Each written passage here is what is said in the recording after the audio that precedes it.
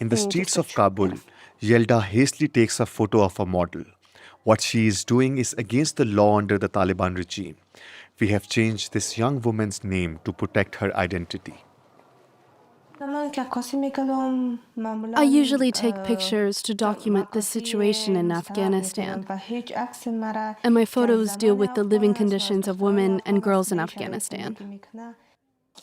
Like more than 2 million Afghan women, 18-year-old Yelda is deprived of formal education. She hoped to become a businesswoman, but had to give up.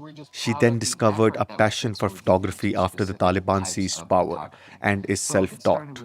Since the Taliban took power in Afghanistan, there's been no education for women. They also banned photography, so I took online courses. I looked for a photographer who could teach me and help me understand the basics. I started watching YouTube videos and looking at photos of famous photographers, which helped me learn at home.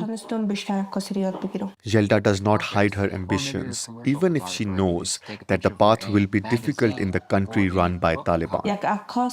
I want to become a world-renowned photographer and continue learning even more. My goal is to tell stories and show the truth through my photos, what no one can see in this society, from the beauty of people to their struggles and dreams. But the Taliban has banned photography, which is considered haram, and if you practice it, it's a crime.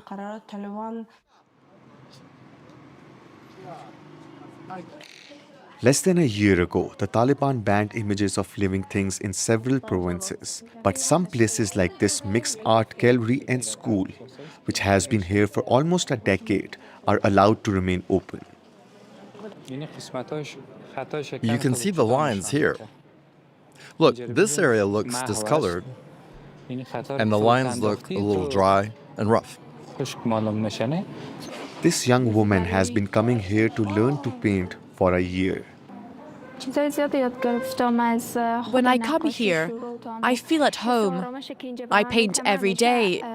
It has changed my life. It brings me a lot of happiness and hope. When I paint, I feel free and able to do whatever I want. If I didn't paint, I don't think I would be alive. Reza Madawi has 250 students. There are twice as many girls as before the Taliban came to power. We don't have schools or universities for girls. They can't work. There are galleries where they can come and learn something. Some girls are very interested in art, but others not at all. They come to pass the time or because their family pushes them to come here. Art is very important for women in Afghanistan because it brings their lives some happiness and hope. Hamida works as a clothing designer and also trains dozens of young girls in the trade. She has discovered far more than just a livelihood, but also a hope for the future. You need to put beads on this garment, 3 lines. One here, and one here.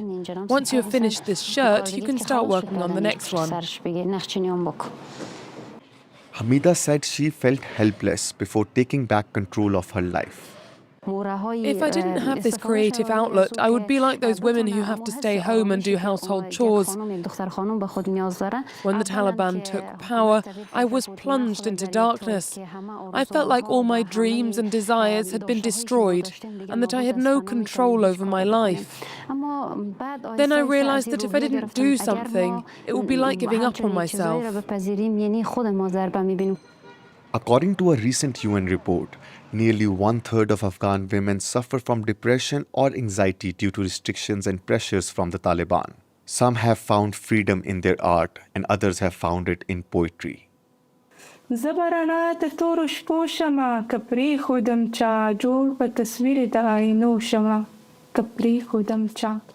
Anusha has been able to keep her job as a primary school teacher, but poetry helps to keep her spirits up. Writing is like breathing for me. It makes me feel good. It allows me to keep my feelings alive. It soothes me. It's one of the best things in my life.